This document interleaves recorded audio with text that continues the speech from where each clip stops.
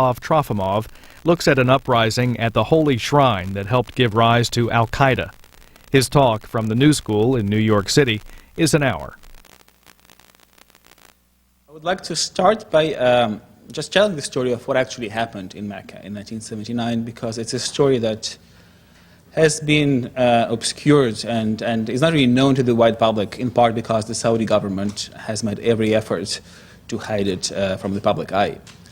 The events that I describe in this book really started on the morning of November 20th, 1979, which was a very special date in the calendar of Islam. This was the first day of the first month of the year 1400, really the beginning of a new century of Islam. During the dawn prayer in the Grand Mosque, which is an enormous stadium-sized enclosure that at the time contained about 100,000 worshippers, several hundred gunmen, led by a former Saudi National Guard corporal, stormed into the Grand Mosque with weapons and blocked all the gates, pushed aside the imam who was reciting the prayers, and took over this holy site, which is really the holiest site in all of Islam, according to the Muslim canon. The Grand Mosque is towards sort of the Kâbe, which is the center of the enclosure of the Grand Mosque, is the place towards which all Muslims must turn in prayer 5 times a day if they're Sunni, or 3 times a day if they're Shiite.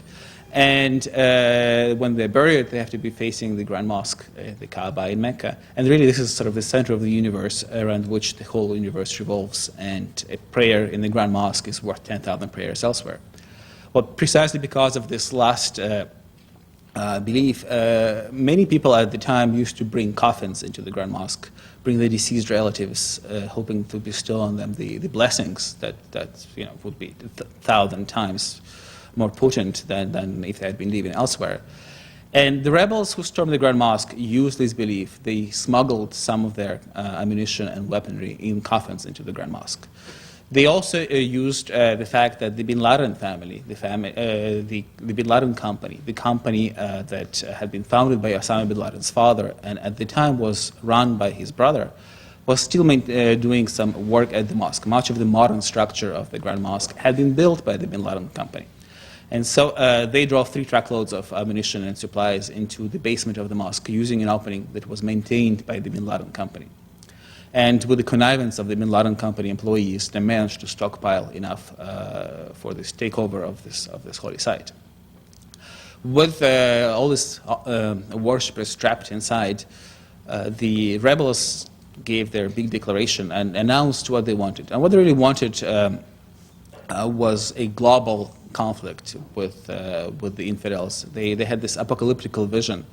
They believed that one of them is a Muslim Mahdi, a sort of a messiah who would bring in redemption and the end of days. But they also had very clear political grievances. They objected to the presence of Westerners in Saudi Arabia. They objected to the fact that the royal family the portraits of the royal family were displayed on the walls in defiance of the Islamic prohibition on depicting living beings.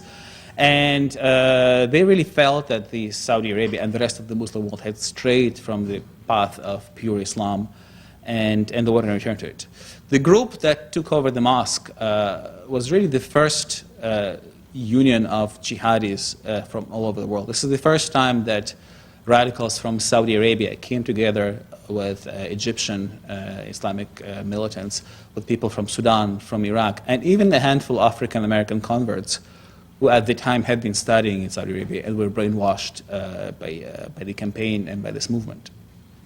So once the mosque was taken over, all the gates were bolted, and the worshippers inside were made to pledge allegiance to the new Mahdi, to the new Messiah.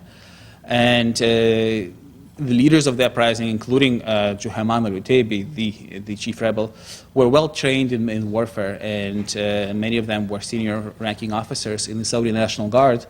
And so they had a very detailed plan of defending the mosque against what they expected to be an onslaught of Saudi forces.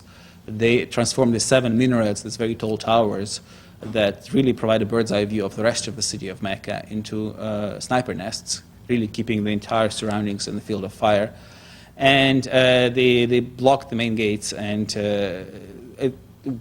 at the first attempt by the Saudi police to investigate and to enter the mosque, they opened fire and inflicted quite heavy casualties on the Saudi forces. Now, many of the people who were in the mosque at the time were not even Arabs. They were from Indonesia, from India, from Africa. They didn't speak Arabic. They didn't understand what was going on, and in this commotion, they tried to rush to the gates, tried to escape, and just to be met at gunpoint by the rebels who would not let them out for a while. The prayer, the sermon that the rebels had delivered was broadcast to the entire city through very powerful loudspeakers that were installed atop the mosque. So much of central Mecca heard the message, and there was a lot of confusion among the troops and among the ordinary Meccans, who felt, well, maybe it's true, maybe the signs of the Messiah have been fulfilled, because the man that they put forward as the Mahdi actually fit the bill of many of the prophecies that are contained in the Hadith, the narrations of Prophet Muhammad's sayings and doings. His name was Muhammad Abdullah. He had a birthmark on his cheek. His facial features sort of matched the description in the Hadith. And many Saudi troops that were rallying to the scene refused to fight. They were confused. Is it true? Is really the end of days coming? And obviously, they were aware of the prohibition on using weapons in this sacred precinct. According to the Muslim tradition, not even a bird can be killed, let alone a person, in the Grand Mosque. And so, at that moment, the Saudi forces, the Saudi government, really had a dilemma. They needed a religious backing for the attack on the mosque from the ulama, the clerical establishment, the leading Islamic scholars of Saudi Arabia, and these leading ulama knew very well who Juhayman al-Rutabi was, the leader of the uprising, because he had been very active in previous years in the missionary outreach movement that was sponsored by the Islamic University in Medina and by the leading clerics such as Sheikh Abdulaziz bin Baz, who would later become the Grand Mufti of Saudi Arabia, in sort of going to the countryside and trying to preach and campaign for a return to the morals and the behavior of the most ultra-Orthodox, strictest form of Islam. And in fact, many of the future rebels were arrested a year before the attack on the Grand Mosque on suspicion of plotting something against the state, and were released because the religious establishment intervened and asked the royal family to let them go, much to their later regret, as Crown Prince Fahd would later say.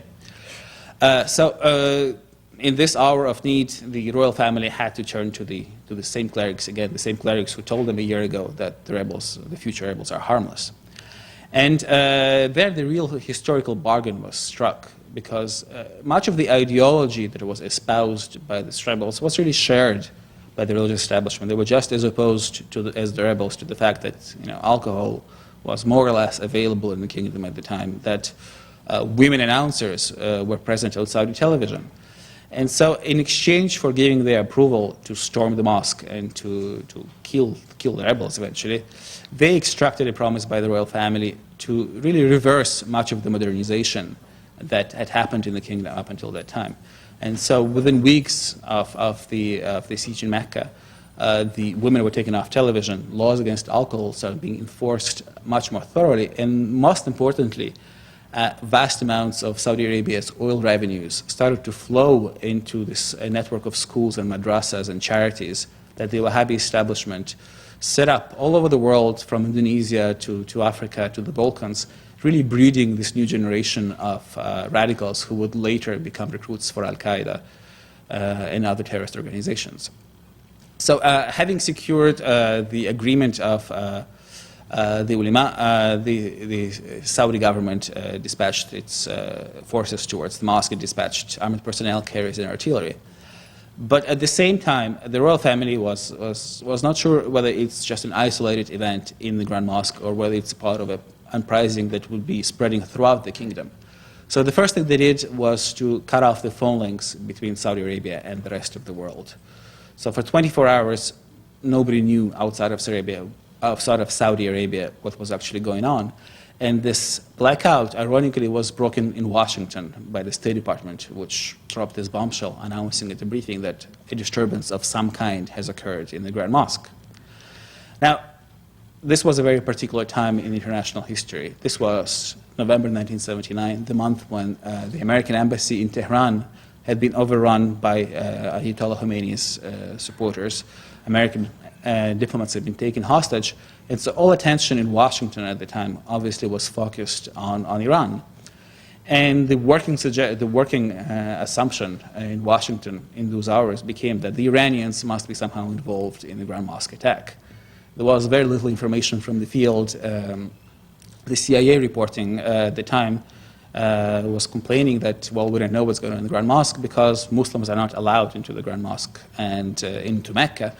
Non-Muslims are not allowed into Mecca, and the CIA at the time didn't have Muslim agents that could dispatch and check on the ground what is actually occurring.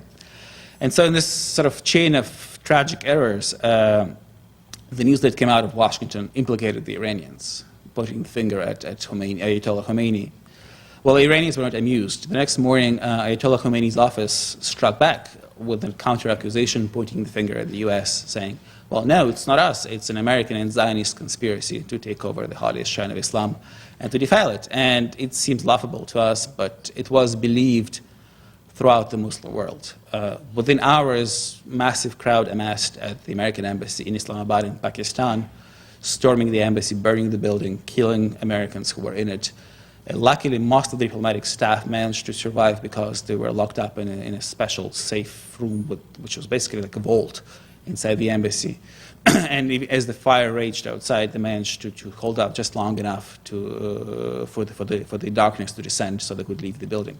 American embassies were attacked across the Muslim world in those hours, in Bangladesh, in Libya, in Turkey. And in Turkey itself, a young man by the name of Mehmet Ali Agca escaped from jail in those hours and penned a handwritten note to a Turkish newspaper where he said, I will avenge this American Zionist conspiracy by killing the Pope, which he tried to do the next year, shooting the Pope in Rome. So really, this event produced global reverberations. And it was really missed by policymakers at the time, which is the tragedy, sort of with the benefit of hindsight, is that nobody really realized that this is not a one-off and not a sort of a fluke occurrence, but really the beginning of what will become Al-Qaeda, the first manifestation of global jihad.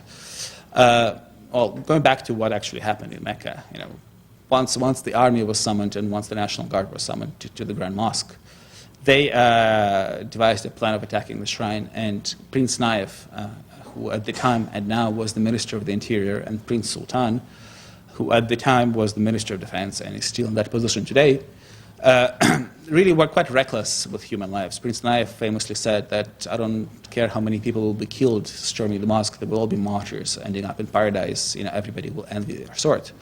So they initially sent wave after wave of soldiers to sure death, because the Grand Mosque itself was quite an impregnable fort. And they had to use artillery eventually to destroy a large part of the structure and to roll armored personnel carriers into the so-called Marwa Safa gallery, a gallery that unites the two holy hills of Marwa and Safa on the side of the mosque. After a long battle on the surface of the structure, the rebels withdrew into the underground. The underground, known otherwise as the Kâbe, is a network of about 1,000 catacombs and rooms, an ancient labyrinth, and nobody really possessed at the time a map of it. And it was an ideal hiding out place for the rebels.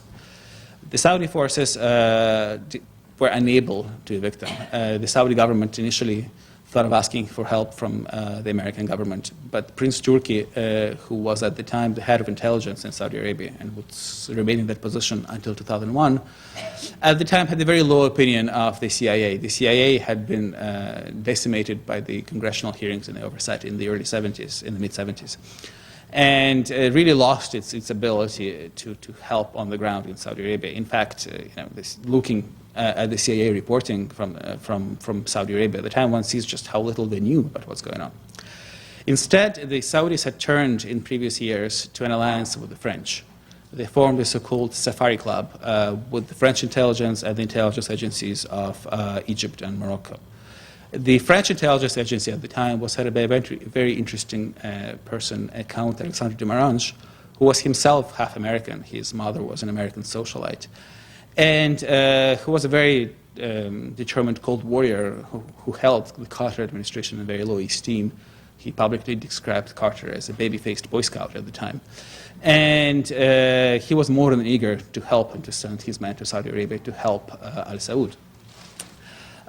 They sent a very small contingent of just 3 troopers from the so-called Groupe d'Intervention de la Gendarmerie Nationale, which is the elite commander group of the French gendarmes, and at the time was probably the best special force in Europe, if not the entire world. So this commander group was led by a French captain by the name of Paul Baril. And when they came to Saudi Arabia, they brought with them a plane load of poison gas. And the chemical that they used, a pure powder CB, it was called, is very similar to the chemical that was used a few years back in the Moscow theater siege by the Russian special forces, which led to quite numerous casualties. So the French devised a plan. They devised a plan to perforate the ceiling of this underground and to pump this poison gas simultaneously throughout the underground, which was done. 2 weeks into the siege, the Saudi forces finally managed to retake the Grand Mosque and take the rebels either dead or alive, extract them from the underground. The rebels were then taken to the 2 hotels where the senior princes were lodged and filmed for the nightly news on television. The victory finally was proclaimed. And then another historical event occurred. 2 weeks after that, the Soviet Union invaded Afghanistan. And all of a sudden, all these rebels, all the people who supported this ideology became very valuable allies that the Saudi government and the Egyptian government and others thought they could send to Afghanistan to help fight the godless communists. And so while the actual rebels who were in the mosque were executed, many of their supporters later ended up in Afghanistan and sort of joining the direct connection to Al-Qaeda. The young Osama bin Laden himself was very much influenced by these events. He was living at the time in Jeddah, which is about an hour's driving from Mecca. And he later said that his loyalty to the House of Saud really began to fracture once he witnessed what he described as the defilement of the Grand Mosque by the troops loyal to the royal family.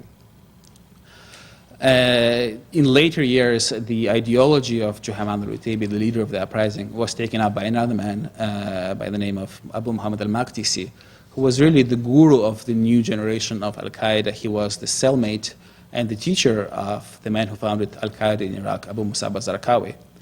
And sort of on a personal note, I spent quite some time in Iraq. So when I was staying in the Palestine hotel in Baghdad, the hotel was bombed by a suicide bomber that tried to ram into our hotel. Well, that suicide bomber was probably a young Saudi man, and he chose as his nom de guerre, as his nickname, the name Juhayman, which was sort of a sign of praise for the mentor, for the man who led the uprising in Mecca. I just want to talk a little bit more also about just the whole process of digging up this story, because it's really a taboo subject in Saudi Arabia. For the Saudi royal family, they claim to legitimacy. Their very standing is grounded in the fact that they are the custodians of the 2 holy shrines. The official title of the king is the custodian of the 2 holy shrines, the shrine in Mecca and the shrine in Medina. And they lost this custody for 2 weeks. This was very embarrassing for them. At the time, there were calls around the Muslim world to put Mecca and Medina under international control because the Saudi government had proved itself to be so unable and incapable of controlling them. And so all information about this is under very tight lid in Saudi Arabia. There was a book of official documents published in the kingdom, official speeches about this, a year after the siege. Then it was withdrawn and pulped and has been banned. And so as I went to Saudi Arabia a couple of times, I really tried to track down the people who could tell me about this. And I had been there before as a reporter for the Wall Street Journal. So I started out by going to all the Islamic activists that I knew, sort of asking them, do you know anybody who was in the Grand Mosque? And eventually, one by one, I managed to track down quite a few of the former rebels or their sympathizers. The problem, of course, that all the adult men who were in the mosque on the rebel side were executed, either beheaded in public or killed in secret in the following month. So the only eyewitnesses from among the people who were inside the mosque are men who at the time were 15 or 16 or 14 years of age. They've spent many years in prison, but are still alive. So some of them were absolutely scared of talking to me. Some of them, it was sort of quite a funny incident with one of them, because I called one of these men, getting his number through a whole network of Islamic activists, saying, I want to talk to you about the battle for Mecca. And I said, yes, come along. So I came to his house. This very sort of man with a big beard is sitting with all his friends. And it turns out, and I told him, here's a picture of you in the Grand Mosque. There was a picture of him as a young man there. And blood drained from his face, because it turns out that he is now an Islamic scholar working for the government. And he had written a book about the Battle of Mecca in the 7th century, involving Prophet Muhammad, and he thought I want to talk to him about his book. So once he realized what's going on, he started shaking and sort of expelled us from his household. But I had more luck with other people, and one of the young Saudis, one of the Saudis who was young at the time of the Grand Mosque, and whose two brothers had been executed for participating in the attacks, spent the whole night in my hotel room because he was too afraid to be seen with me in public in the lobby, emptying out the non-alcoholic contents of my minibar as he recounted sort of hour by hour what had happened to him during this horrendous siege. And I was really lucky also because the US government usually takes a long time in declassifying documents from its archives. But in this time, I think just in time, both much of the traffic of the American embassy in Saudi Arabia, and also the personal diaries of John West, who was the American ambassador at the time in Riyadh, always has been declassified. And if any of you are interested, many of these documents are actually posted on the website of the book. I guess I'm ready to take questions now. Thank you very much.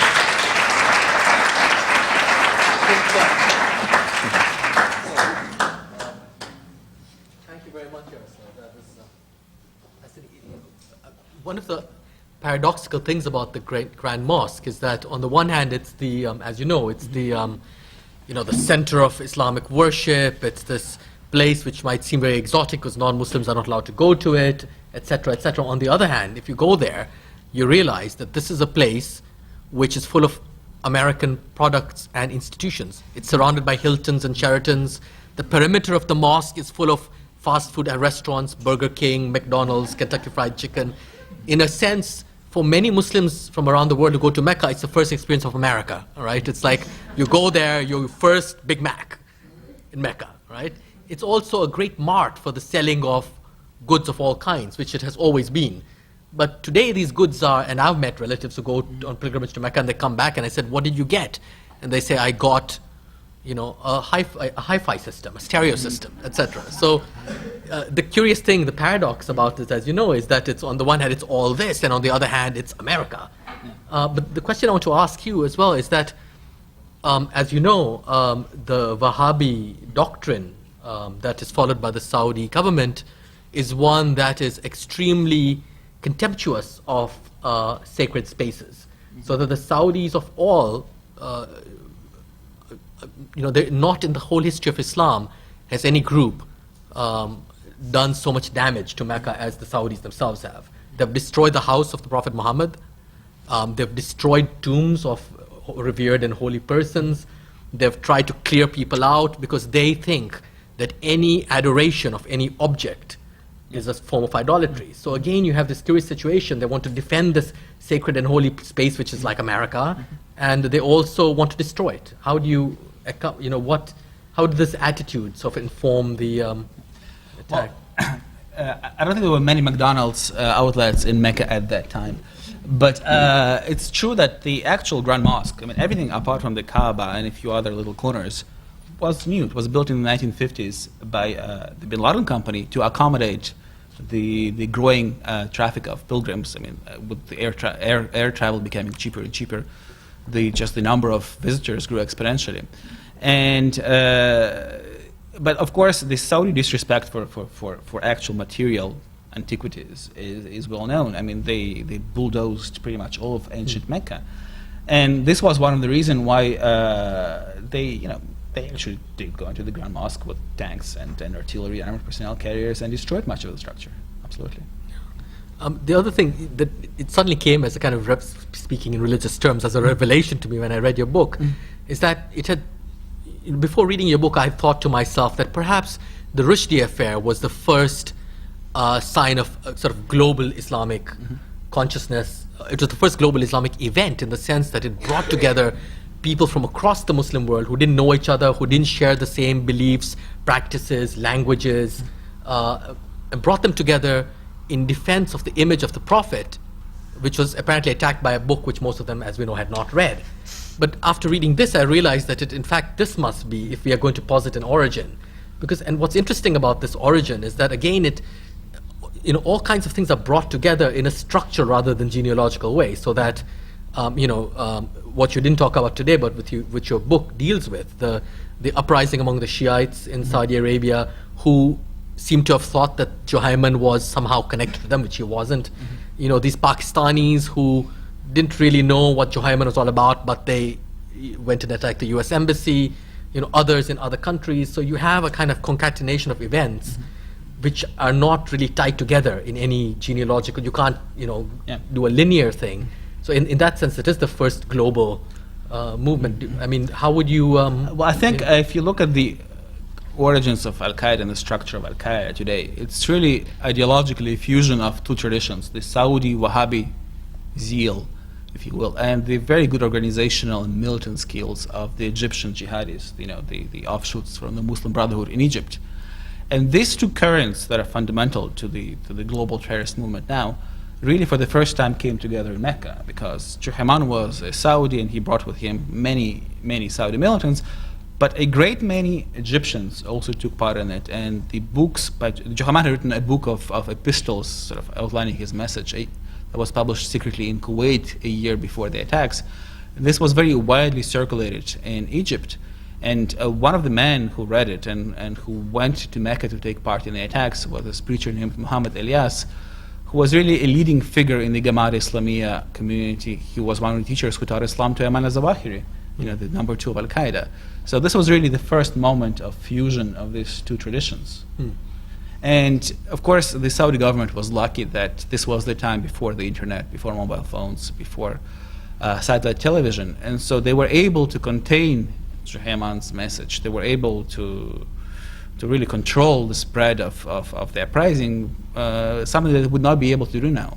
And I had a very interesting conversation with a former Saudi officer who is the man who actually arrested Juhayman in the basement of the Grand Mosque. And he was telling me that if it had happened today, with all the information that spread that you cannot control, they would have probably won. Yeah, in a way, you can see how it is that mass media and unstoppable access makes Osama and company what they are. But the thing that really interests me again about your book is this subterranean line of influence and effect, which is yet not a genealogy because it's a structural thing. Yeah. But the question that I had then is, I completely accept your argument that there is a connection, a structural connection.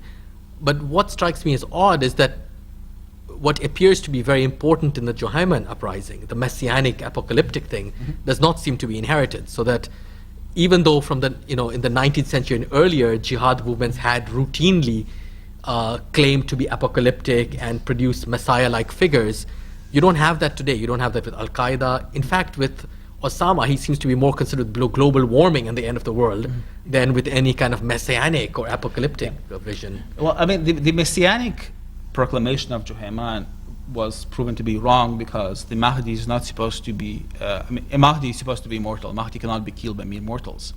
So once the man who was put forward as the Mahdi was killed and his body was shown on Saudi television, and there is a very graphic picture of him, of his cadaver in the book, that was really the end of the belief in the Mahdi. And so that part of, Juhayman was proven to be wrong. The Mahdi had not come. So that part of the ideology did not migrate further, did not go to the new generation of jihadis. But much of his opposition to the ideological and religious opposition to the presence of Westerners in Saudi Arabia, to the legitimacy of Al Saud's rule, that really is repeated almost word by word in later writings by people like bin Laden. No, it is an extraordinary thing. I mean, it strikes me that perhaps, I don't know, do you think it's possible to say that, in a way, the exclusion of the messianic and apocalyptic vision from subsequent jihad movements has something to do with not only the failure of Juhayman, but also with, in a way, the exclusion of Christianity and Judaism? Because the apocalyptic and messianic tone and language is more characteristic of Christian and Jewish movements, and has been, and that's where Islam gets it from anyway, right? The idea of a Messiah and all the rest. Well, a Muslim will tell you it's from Prophet Muhammad. But insofar as they accept Jesus as the Messiah, for instance. Yes, right? actually, in the ideology of Juhayman, I mean, the Mahdi was supposed to be only the first step towards the return of Jesus, who, in his vision, would be then the one slaughtering all the infidels with his sweet breath. Infidels would be the Christians, of course. And it's interesting that when the Saudi clerics had to debate this whole issue, they took it very seriously. Sheikh Nasser al-Rashid, who was the custodian of the holy shrines on the religious establishment side, had this long argument saying, well, he's probably not the right Messiah because in the Hadith it says that Jesus will come in the city of Damascus and will hide in its walls, but there are no walls surrounding Damascus right now. And then he will fight 70,000 Jews from Isfahan, and well, right now there are not 70,000 Jews who live in Isfahan, so probably he's not quite correct on the Messiah front. But I think the tradition of the Messiah of the Mahdi is quite strong, and both in Shia and Sunni Islam, and is invoked quite often. In Sudan in the 19th century, the British were defeated in Khartoum by another Mahdi, who was also Muhammad son of Abdullah, who claimed the same signs. No, yes, I was saying there's a whole series of such movements, and the puzzling thing is after Juhayman, you don't really have them appearing again. But the other thing that also concerned me, which relates to your answer just now, was that do you think it's possible to see, because as far as I know, and I don't know, I'm not a student of Wahhabism, so I only know what I read, this whole kind of apocalyptic, Mahdic language has not traditionally been so important to it. Is it possible to see the invocation of this language by Juhayman and his compatriots as being somehow as much a sign of the dissolution and fragmentation of Wahhabism and of traditional Islamism as it is of anything else? In other words, could this allow us to see what marks off, say, modern jihad movements from old-fashioned Islam? These were the birth pangs of the modern jihad movement, and this was a very special time, turn of the century, which is always when messianic ideas take hold. So the time was right. It was a very easy message to sell, and having spoken to some of the members of that movement who are not Saudis, a lot of them didn't quite believe the idea of the Mahdi, but they went along with the plan anyway, just because they saw the strength of the organization, the strength of the weaponry that Juhayman's men had amassed, and figured that this would, in any case, be the spark that would set off a global Islamic revolution and sort of transform the world. I think that before I open it up to questions from the audience, I just want to say that in our own millennium, the changing of our own century, the only messianic figure we had was the millennium bug, sadly, or perhaps maybe we should be grateful for that. Yes. But anyway, thank you very much. Questions from the audience? May I go ahead? Yeah, I have two questions. One is technical. Did many of the rebels survive the gas attack and were caught and executed, as opposed to being all dead? And the movie theater in Moscow, a good third of the group of 600 hostages and rebels died. The second question is, what was happening during the attack or during the takeover outside in terms of flyering attempts at outreach? I know that the media was shut down by the government, but in terms of distributing paper and trying to put the word out, was there another team that was trying to make the revolution happen, to overthrow the government? Thank you. Thank you. Great questions. Nobody knows exactly how many people died in the Grand Mosque. The Saudi government came up with conflicting numbers. For example, Prince Naif first gave out a number for the casualties among the civilians and the soldiers. Then a few weeks later, he gave another number for the casualties among the soldiers, which was twice as large, but never updated the number for the civilians. Obviously, a large number of the rebels survived this gassing. I mean, 63, if I believe correctly, were executed in public. Many were killed, but nobody knows the correct breakdown just because the information has been so tightly controlled. Foreign diplomats estimate that all in all, more than 1,000 people died on all sides in that attack.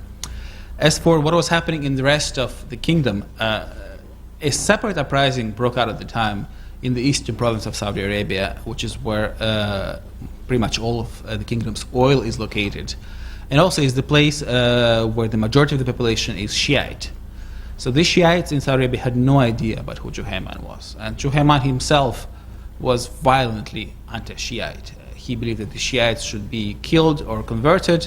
One of his chief grievances with the royal family of Saudi Arabia was that they are too soft on the Shiites. Nevertheless, rioting spread out in the cities of the eastern province. Violent clashes began with the Saudi National Guard, and the Saudi government had to reroute some of the troops that it had in Mecca and send them to the east, to the eastern province to fight the Shiites. And the National Guard troopers were much more eager to fight against the Shiites than against fellow Bedouins who were in the Grand Mosque. But of course, the Shiites in the eastern province didn't quite have the martial skills that Juhayman's rebels possessed, so their uprising was crushed fairly rapidly. Hi, Yalman Onaran from Bloomberg News. Although I'm not here as a reporter, really, I'm just interested in the book. But of course, it's easy to pin down events in history as the start of things, but one thing I noticed when you were talking about how the ulama, when they were trying to make their decision about this, they actually extracted some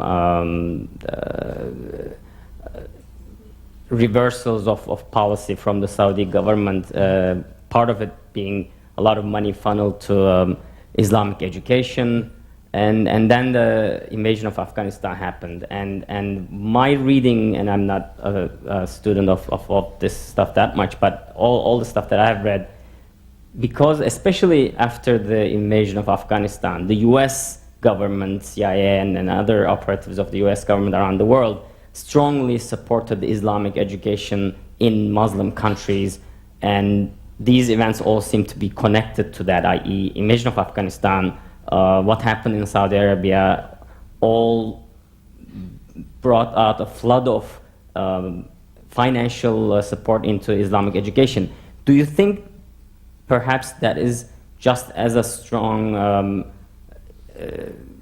reason why we saw the Islamic jihadist movements around the world? Because when you have thousands of millions of dollars being spent on educating Muslims in Islamic education, then you get people who are, jihadists. I don't know.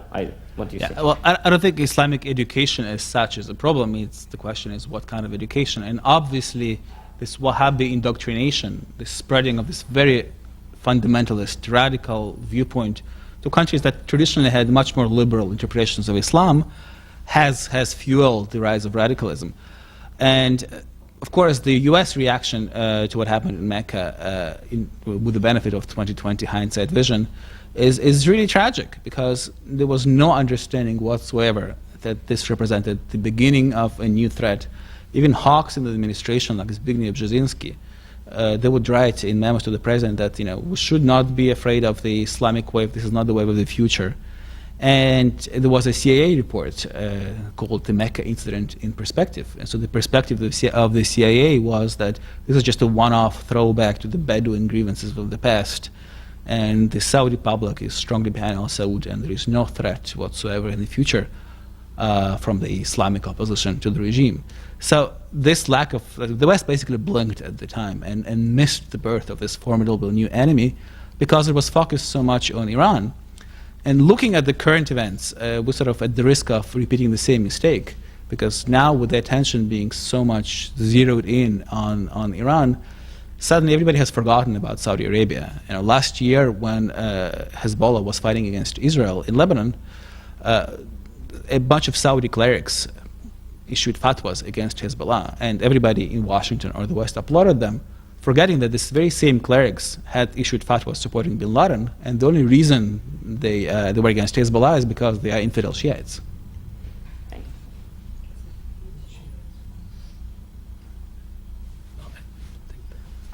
I've got two questions. You partly answered them. I wonder if you could explain a little bit more about the blame that the Iranians blamed the Americans. That first, what was it, 24 hours, 48 hours? You just touched on that. If you could explain that in a little bit more detail. It's a little confusing to me to understand why the hostage takers in Iran grabbed this, how they got it, and why they blamed us. And the second one was there anything to indicate that when the Soviet Union invaded Afghanistan, did it have any relationship to their understanding of what had happened in Mecca? Well, the dynamic of the events was this. The rebels invaded the shrine. 24 hours later, a spokesman for the State Department breaks the news. American officials tell American newspapers it's probably the work of the Iranians. It's at night in Washington, everybody in Iran is asleep. In the morning in Tehran, a few hours later, Ayatollah Khomeini, or at least his aides, read all these telegrams from Washington and immediately issue their statement saying, we have nothing to do with this. This is an American Zionist conspiracy against Islam. And unlike the State Department, they are believed across the Muslim world, much to the surprise of American officials, because up until then, the understanding was that America had a problem with Iran. Just Iran. This was an Iranian nationalist issue. Suddenly, there was this realization that America had a problem with pretty much the entire Muslim world. And it was a big shock to the administration. And in fact, the first response was to pull out much of the American diplomatic presence everywhere in the Muslim world. Much to the dismay of many officials at the National Security Council. One of them wrote a memo saying, sort of running under fire will only encourage future generations of jihadis, which it probably did. Now, what was your second question? The question had to do with the decision in the Soviet Union to invade Afghanistan. Do you have any idea whether or not they were influenced in that decision by what had happened in Mecca? Yeah. I think it would be a stretch to say that the Soviets invaded Afghanistan because of Mecca, but it certainly was a contributing factor. Because what happened is that in reaction to the Mecca uprising, the U.S. administration immediately dispatched another aircraft carrier group to the Gulf. When the Soviet defense minister saw this, he was shocked and said, well, if the Americans can send the forces all the way up to our borders, well, we surely can invade the neighboring country.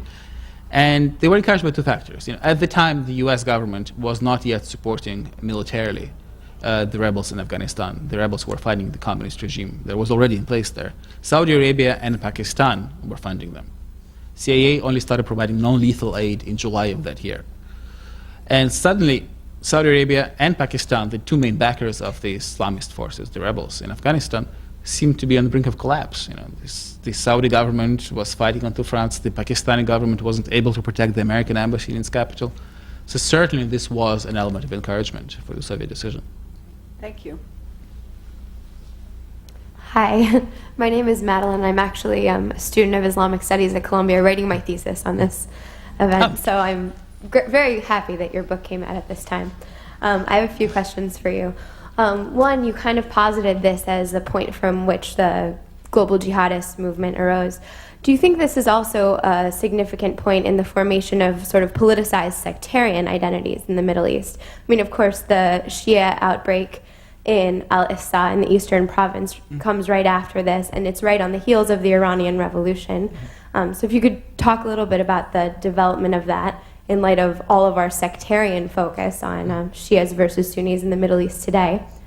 And the second question is, aside from the sort of religious, messianic aspect of this, being the year 1400 and the coming of Messiah, how much do you think the Iranian Revolution impacted Juhayman's decision to hold this uprising at this particular time? Well, I will start with answering your second question, because I was actually very much interested in how much of influence the Iranians had. And I asked many people who were in Juhayman's movement about this. And the answer was that Juhayman did not watch television. He rarely read newspapers. And for him, the Shiites were, heretics and apostates. And therefore, he had very little currency for the Iranian regime. This was really dictated by the calendar of Islam, the first day of the new century. And so while it was happening at the same time, he personally and many of his followers, at least the Saudi ones, were not really that much influenced by the Iranian Revolution. I'm sure many of the foreigners were, but not the Saudis. Now, coming to the Shiites in the Eastern Province, this was really the very first time in Saudi history, in the history of the Saudi kingdom, that the Shiites rose up. This was the very first, I mean, they were encouraged by Juhayman's uprising in Mecca. They rose up, people were killed, cities in the Eastern Province were in fire. And this is when the Saudi government realized that they have a very big problem with the Shiites. And part of the answer by the Saudi government was really to sort of encourage the sectarianism and the propaganda against the Shiites, trying to turn the rest of the population against them, to portray them as the enemies of the state, and etc. But also kind of to appease them economically. Yes, but they have tried to appease them economically, though violence continued for years and years after that. There were new outbreaks of violence there. But one of the outcomes of the uprising in Mecca was that the religious establishment gained much greater power, and gained much greater power in propagating their view of the Shiites as the others, as the enemies, around the world, not just in Saudi Arabia, because part of this Wahhabi indoctrination around the world was also indoctrination against the Shiites.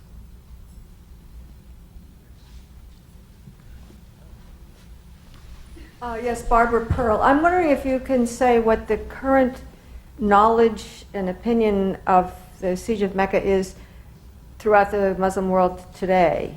Mm-hmm. Very little is known. The Saudi government has done a very good job in concealing information about this. And as I was reporting the book in Saudi Arabia, I had lots of very eager helpers, because there were people who are 20, 25 years of age who really wanted to learn about what happened, because they knew nothing about it. And this book is supposed to come out in Arabic as well, which is just a sign of how much this is news to the Arabs and to people in the broader Muslim world. Well, they don't still think America. Well, I don't think people think America did it. No, I think once the rebels came out of the mosque, once they were shown on television, people realized it's not an American Zionist conspiracy. But beyond that, very few people knew what happened. I mean, the whole role of the French, for example, was very little known. The fact that Americans were taking part in this was not known to the general public either. Ian Cuthbertson from the World Policy Institute. Could you speak a little more about the dichotomy between the response in the Muslim world to the attack and in the United States? The fact that the Iranian statement set off a wave of attacks against American embassies and institutions, and yet after the attack was over, the American government decided it was a one-off thing that didn't have any wider ramifications. You've had access to the documents. Why was there no connection made between these two events? What did the Americans think the catalyst was for the attacks on the embassies, other than believing the Iranians were behind it, or did they just simply believe the Iranians were behind it? Well, they did believe that the Iranians were behind it. And in fact, it's the Iranian propaganda that led people to believe this was an American Zionist sort of, conspiracy, as Khomeini phrased it. But I think what happened in the following weeks with the war in Afghanistan turned the attention to the other infidels in the region, to the Russians. And the people in Washington really thought they could exploit this by channeling all this anger to a different enemy, who was now a more obvious enemy. And so the belief was that this little flurry of attacks that happened in these 2 weeks was really an exception, and now would redirect all this anger towards the Russians, which sort of happened in the following years. So there was no deeper analysis of why there was such a resonance to the Iranian claims? There was a lot of blame of the Soviets, lots of anguish. One of the memos said, how come it's the Soviets who oppressed the Muslims, it's the Soviets in their own country, it's the Soviets who are supporting the communist government of Afghanistan, but it's us who get blamed. There was a lot of kind of lack of understanding, but there were no answers provided. Thank you. My name is Ann Phillips. I'm on the board of the World Policy Institute. Forgive me if what I'm asking is something that you've touched on, but I've had difficulty catching everything that you said. The acoustics, for me at least, have been difficult. You can't emphasize enough the enormous enmity on the part of the Shiites towards the Sunni, I mean, the Shiites have been really persecuted and hated and reviled for these centuries. And if the Iranians knew, and obviously they did, what was happening, what happened in Mecca, why wouldn't they let the world know about it in a way to belittle the Sunnis and what the Sunnis had done in Mecca? Actually, the rebels defiled the mosque as well as the Saudis. Sure. So this was an opportunity for these Shiites really to belittle them and to send out the word about the Sunni behavior. Why was that not done, do you suppose? Yeah. Well, there are two answers to this. The first one is that the Iranians, for the first day and a half, didn't know what was going on in Mecca. They did not know. No. They were just as much at loss of who are these rebels as the Americans were. But there is a bigger reason. I mean, Iranians at the time and now don't just claim to be the leaders of the Shiite world, they claim to be the leaders of the Muslim world. So they very much downplayed the difference between Sunni and Shia. And in fact, when the demonstrations broke out in the eastern province by the Shiites of Saudi Arabia, they were chanting this slogan that was repeated by Khomeini before: La Shia, La Sunniya, Tharwa, Tharwa Islamiyya. No Shia, no Sunni, Islamic Revolution, Islamic Revolution. So Iranians, being a minority group within Islam, always tried to position themselves not as Shiites, but as spokespeople for the entire Muslim nation. Well, then I'm sorry, then I misunderstood, because when you said that they had called it an American Zionist plot, I thought you were referring to the uprising in Mecca. Yes, but so they did know about it. Well, they knew that something had happened in Mecca. They didn't know who was behind. They didn't know who was Juhayman. They didn't know what the rebels wanted. And it was very easy for them to deflect the American accusations of Iranian involvement, but pointing the finger back at America. I see. All right, thank you very much. Thank you. I look forward very much to reading your book. Thank you. I had a quick question about the Saudi response to the uprising.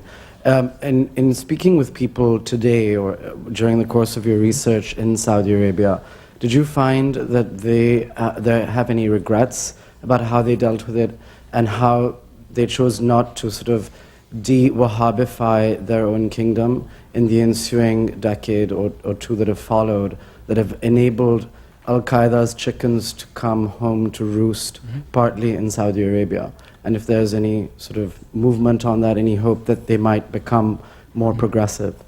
There is a certain element of this, and it's even within the royal family. The governor of the province of Asir, the home of many of the 9/11 hijackers, who is the son of former King Faisal and is the brother of the current Saudi foreign minister, he said a few years ago that the mistake we've made is that we've killed Juhayman, the leader of the uprising, but we really let his ideology spread throughout the kingdom, pretending it doesn't exist. So really there is this element of regrets, and quite a few of the followers of Juhayman that I've met and who are still alive today in Saudi Arabia have changed their stripes. Some of them are very sort of secularist activists. There is quite a number of former radicals who have seen the light and really went to the other side. And just to follow up to that, do you think that that has any impact, or does it play out in Saudi Arabia's policy to promote Wahhabism outside of Saudi Arabia, particularly through their use of madrasas that are quite retrogressive? You know, after September the 11th, the Saudi government realized that they do have a problem, and it did backfire on them. So some elements within the royal family did try to control and to contain this activity. But the religious establishment is very strong. It's a separate pillar of power. So there are limits to how much the government can actually, or elements within the government can actually enforce this control. So yes, there are attempts to do it, but are they efficient? I'm not so sure.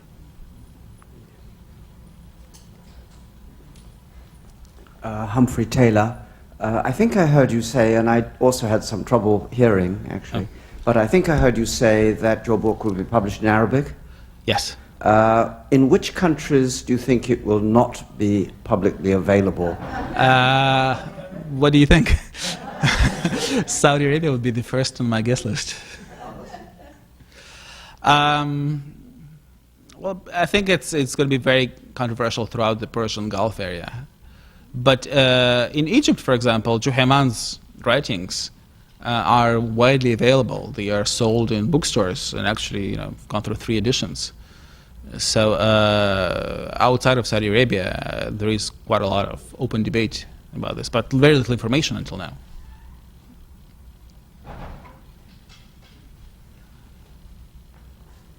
Hi, Yaroslav. Good to see you and congratulations. Thank you.